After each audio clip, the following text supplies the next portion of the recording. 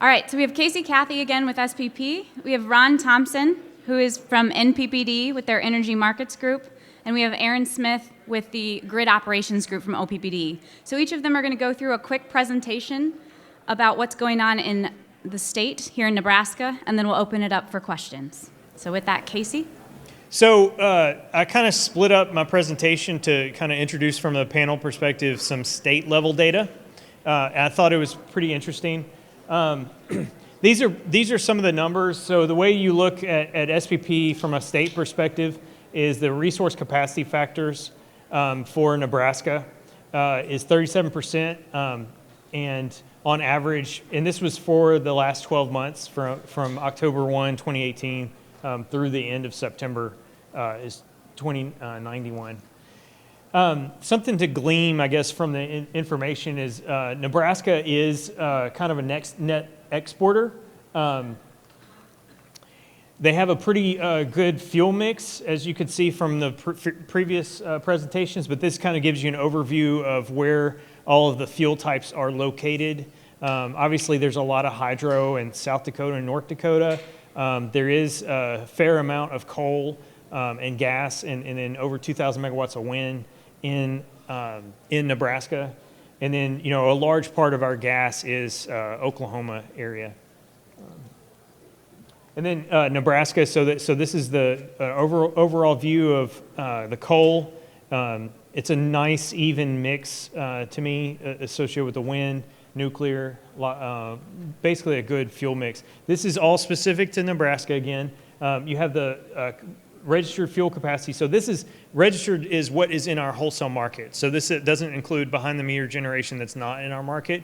But if it's greater than 10 megawatts, it's in this number. And it could be less than 10 megawatts if the utilities voluntarily put them in the wholesale market. So as you can see, the wind grew from 2015 to 2020. That's approximately where we're at in the 2019 timeframe. Here's our gas number. And you see coal went down just a little bit. This is installed registered capacity for Nebraska. Nuclear, that was obviously Fort Calhoun. Cooper is what's left.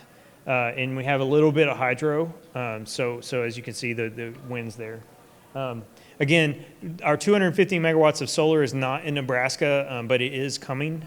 So we're looking forward to that. This is kind of just the wind at 800 megawatts in 2015, but more than doubled that just in 4 years' time. This is the wind penetration by demand, so 16.7% as SPP only. This is another way of looking at the wind penetration by demand for Nebraska is yellow. So it's, and this is based on state breakups. So I wanted to go through these slides real fast because, I hate doing what I just did from a presentation. Hopefully you got something out of it with the data. But I do want to go through because I like the next 5 slides to just kind of incrementally show the progression that has happened in Nebraska. And my understanding is this is the 12th Wind and Solar Conference, so you guys have kind of witnessed this. You've seen it, seen the growth. Well, this is 2014, so this isn't that long ago. Here's your demand, and this is annual numbers, and it's annual generation. And what we did is it's gigawatt hours, so that's how you would view this. And so you can look at the fuel mix. So this is actually what served Nebraska based on its demand. So you can glean a lot from this slide. Actually, you can say, okay, well, you exported, right? Because here's your demand, and this is your generation, what you generated, right? So if it's greater than this black bar, then you export. If it's less, then you imported over time, over the whole year. And then you have your wind, nuclear, and a little bit hydro. But as you can see, just walking through each year, if you can see it, and I'll go back faster, but the wind is obviously picking up, and it's displacing coal. So started off 63.7, and then demand rose a little bit, and then all of a sudden we're at 2019, and the wind pie is bigger. And we could share these slides, if that's possible, with all the registered people, that you can kind of see the back and forth. But the theme is obviously y'all have more wind. You're still a net exporter, so if you looked at the bar, every single year, the black bar is lower, right? Okay. Two more things. So this is the overall 2014 to 2019. You have your wind profile. This is your demand, the black. So pretty much at any given time, maybe this little period, Nebraska was exporting. Excuse me. And then you have your nuclear, your gas, and then of course your coal. You have a lot of coal still. This is a nice graph. So there's two graphs here for wind penetration. So this is the percentage that's serving Nebraska demand. And as you know, 5 years ago, it was on average, and I'm going to go to this slide. On average, this gray is daily average, and this green is monthly average across the last 5 years. And so as you can see, there's obviously ebbs and flows to wind, right, in Nebraska. But the trajectory, and I wish I would have put that on the line, is it's increasing net, right? So you know, you guys are on average closer to 20%, whereas just 4 or 5 years ago, you were more in 7% territory. So as obviously you build more wind, on average, that average number goes up. But we also have to deal with a lot of volatility, which came from my previous presentation. So thank you. All right, so as I mentioned, we'd like to welcome someone from NPPD who's in their energy markets group, Ron Thompson, and he's going to come up and give a brief overview of how the impacts of the changing energy landscape are showing up from an operations perspective on the energy market side. Following that, we'll have Aaron Smith, who will share more from a transmission operations side. Good afternoon, everyone. I just thought I'd get a great opportunity to talk to you guys about how the market is managed day by day with the change of resources we have. Just want to bring up a couple things for you as we go through this. Just remember, forecasting is very important. Casey brought that up earlier today. And forecasting is getting more important every day because of you have to forecast renewables. You think about this, we have to forecast renewables for the day-ahead market by 9:30 the day before it actually happens. So that forecast for wind by end of the day, the next day, is over 40 hours old. So why is that important? Well, when you miss your forecast, or the wind don't come in, or you miss your load, or a lot of it's due to weather forecast not being correct. I mean, I don't think they were talking snow a couple weeks ago, but you have to, whatever you don't say you're going to do in the day ahead, you either got to make it even in the real-time market. There's a day ahead market and a real-time market. So if you said you had 10 megawatts from a wind farm for the day ahead market and you got $20 for it in the day ahead market, you got paid that $20. If that wind didn't come in at all, that's zero, and the market was $40, you're paying $40. You got the $20 and you paid the $40, so you're negative $20. Now, the wind come in stronger and the market's $10, well, you got paid the $20 for the 10 megawatts and $10 for the other 10 megawatts. So this is where it's really important on how forecast. So that's why I wanted to talk to you guys about, because there's a lot of things that's different in forecasting than what we see today. First one is generation impacts. Well, as they mentioned earlier, the market, we have PPAs. How do we offer that into the market? Well, the market, with the PPA to the market, sees it as a zero cost, so we offer zero to the market. However, we have a production tax credit of $25. So for some of our wind farms that have a production tax credit, we actually offer that resource to the market at a negative $25. Negative $25. Not positive, negative. So when the wind sets the market, what price are you going to see in the market? I think Casey talked about, and others talked about, the generation stack. When the wind's set in the market at a negative $25, that's the price of the market. So sometimes that for a day that tends to maybe make different types of resources not economical, and we all know that. We see the coal generation going down. But you got to think about that some of these resources are not going to come online every day or half a day. When they come offline, they're going to be offline for a few days. You're not going to be there for tomorrow. So you got to remember this wind farms change, output changes considerably day by day or hour by hour. So you have to have resources available. So like I said, many of our units are not designed to cycle. That tends to drive up a lot of the cost, maintenance costs. So that tends to lead to longer generation outages as they manage repairing items on the generators due to the wear and tear of the cycling, where they used to just run basically at one level most of the day. Another impactor to the load forecasting is behind the meter generation. This includes your solar roofs. This includes any little wind farms you have in your property. That's all behind the meter generation. And as Cathey brought up, anything below 10 megawatts, that's behind the meter. What that does is that displaces market load. So if a generator is generating 5 megawatts behind the meter, that means the load's looking like it's 5 megawatts less. Well, what does that mean to us? Well, what if that wind isn't there tomorrow? How do we forecast that load? We actually have to go out to where we can get the resources and get the meter numbers. We actually have to add the meter numbers the behind the meter generation back into our load to do a load forecast that actually project what the behind the meter generation is going to be. That would include solar and wind. And that for only pricing, like I said, the forecasting for pricing and also for reliability. We need to know to make sure based on how many megawatts we're going to need for load tomorrow. So load forecasting and behind the meter impacts that quite a bit. So, and solar, one thing about it, I can forecast the solar at night. It's at 0. So, but during the day, I've seen, you guys ever go out there and look at some graphs on solar? That solar output changes quite a bit when a cloud cover comes over. And you have to still have resources to help cover that. And what's pretty interesting, the solar, when the output changes on solar, it even changes faster than it does on wind.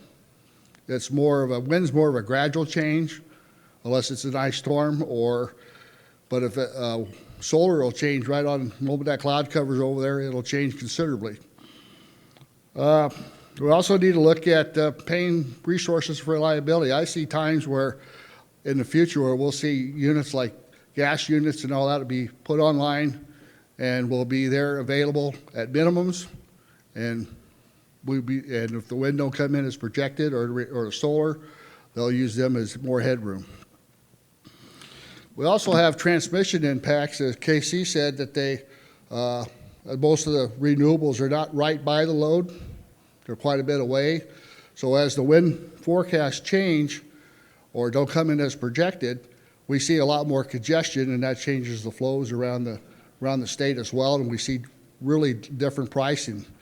At times we'll see pricing if we can't get the generation like it was projected, we could see prices up to $5,000. We've seen prices over $1,000, scarcity prices. We see negative prices at a negative $1,000. So you can see and that's on a $20 day ahead market, and it's a negative $1,000 for 5 minutes. So you can see the impacts that we have with renewables that we work on forecasting. Renewables is a great resource. We just need to work and make sure we have all the tools that we have to help manage it in the real-time market. That's all I had.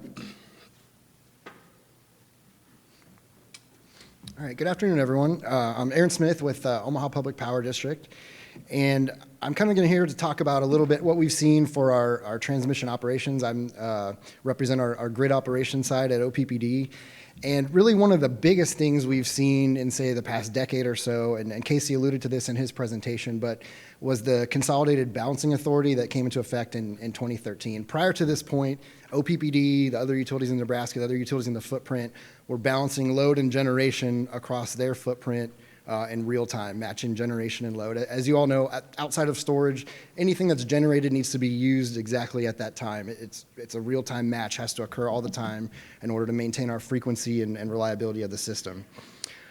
So what that's allowed us to do at OPPD, as later this week we'll have the Shoals Wind Farm starting commercial operation, and that'll put us at over 40% of our energy served with renewable energy from wind.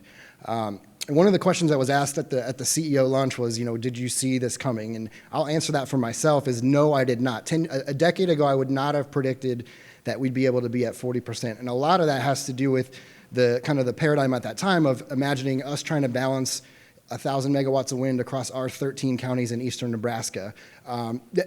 Could it be possible? Sure, but it'd be very expensive to try to do that. So one of the great things about being in the SPP market is we're able to balance across 14 states and use that economies of scale to make sure that we're using the most reliable, most efficient, most cost-effective resources across that entire footprint.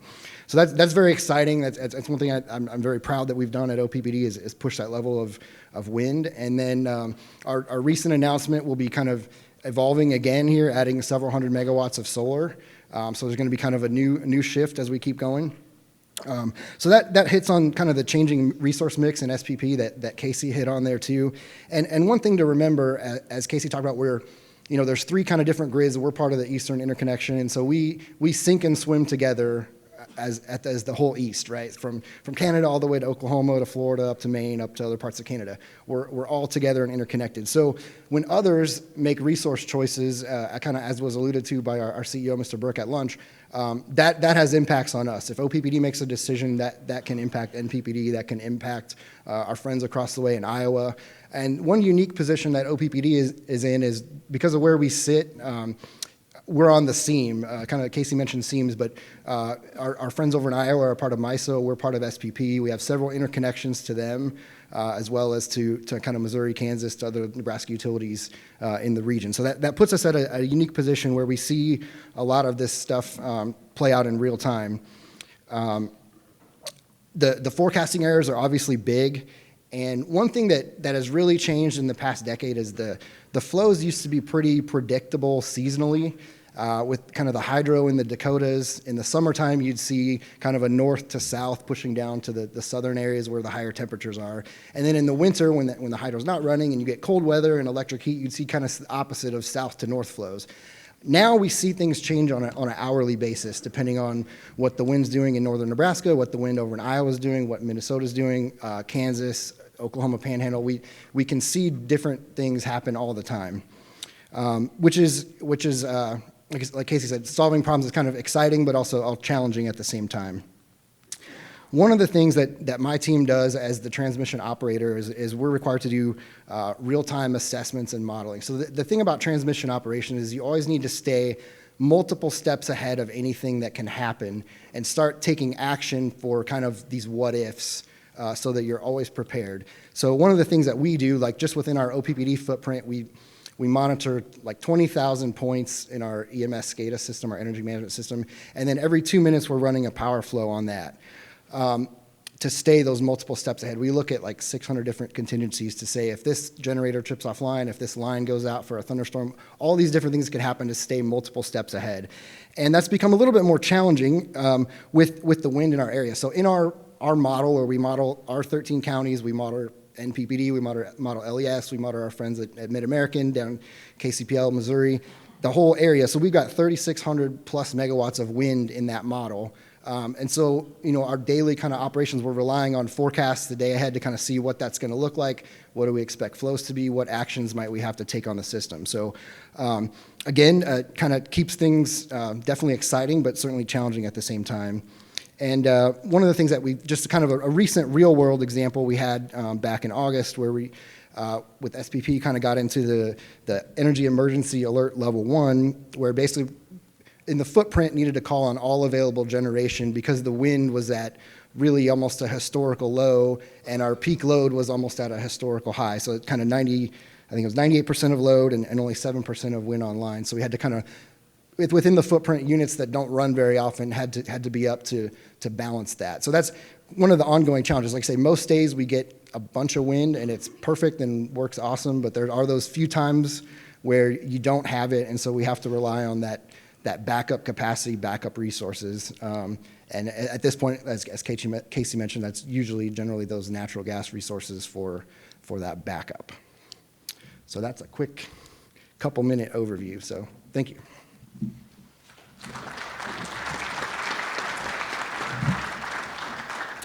All right, thank you, three.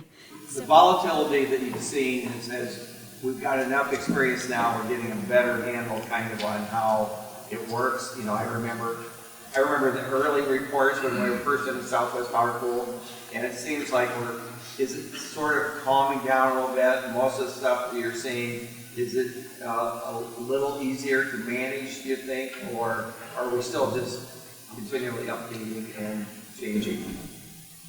It seems like to me that the experience has been helpful. The SPP operations is getting more experience and learning things, and they are getting better. They do a lot, like Casey brought up, all the forecasting tools they have. They still occur. There's still a lot of unknowns out there. Biggest thing is to make sure we have resources available when it's needed, but that is, we see the scarcity issues. A lot of times that's a forecasting issue. The resources or load didn't perform like we thought they would. But yeah, that's why we're also, if Casey brought up, we're talking about we need a ramping product and other products to help with that mitigate the scarcity price and the price spikes. A ramping product would help that considerably. Yeah, I would say that definitely we're getting better at it, but at the same time, things are constantly changing. So it's never the same as it was. We look at one season, like you think of, okay, things that we had as challenges last summer, this summer looked a little bit different. There's a few things the same, a few things different. One thing too for us, we're fortunate at OPPD, we've had some economic development and growth in our territory with data centers, which is awesome. But again, it's that next level of things keep changing and changing. So it'll continue to evolve, and as I mentioned, as other utilities make decisions, we will feel the impact of that, as will others. And so it's kind of tricky to get together the planning processes, which can take multiple years, and a lot of construction, for example, for new transmission lines. You can't just build that overnight. So as these decisions are made, we've got to keep the right pace in the region. Do you have anything to add there? Yeah, I think we're evolving. Aaron mentioned the Energy Emergency Alert Level 1, which was interesting because it wasn't necessarily a wind problem. It was a kind of a load forecast problem coupled with too much generation that was planned to be out. But then you add into the fact a small wind error, and you end up being concerned that you're not going to meet capacity. So the reason why I mention that is I think we're evolving because our generation outage coordination process, we traditionally it's queue-based, and if you want to take your generator out, we run some models and we let you take it out.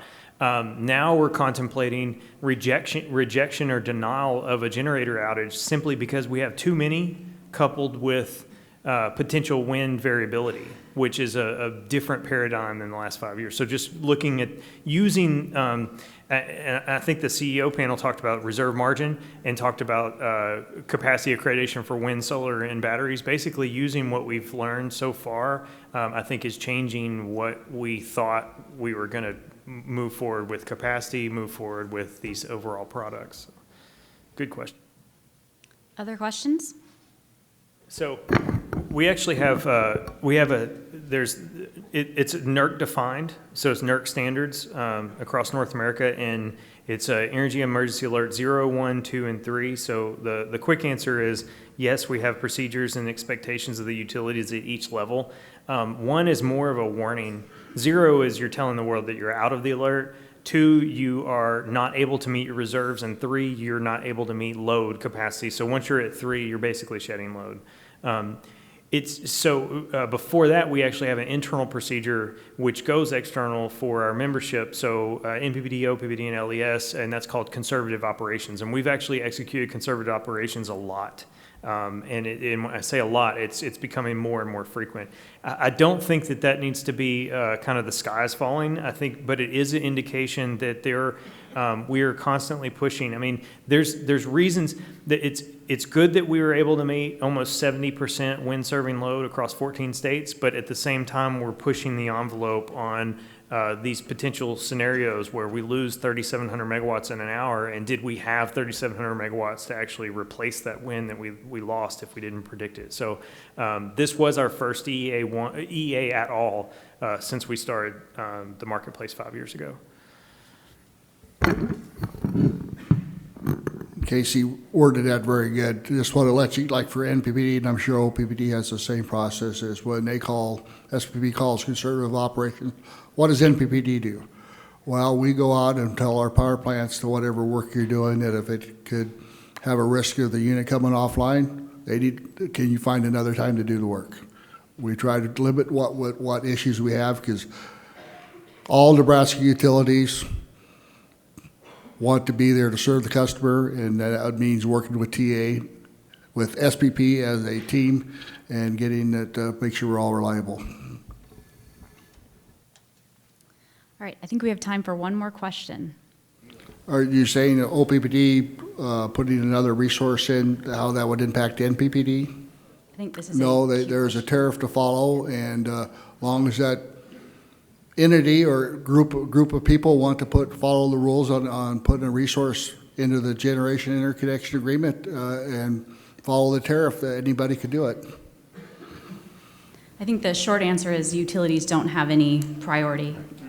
Right. It's queue-based. Right, we'd just be at the bottom of the queue if we put in a new queue. But that doesn't preclude, in general, when developers may already have a queue position for something they bid on. So let's give these three a round of applause.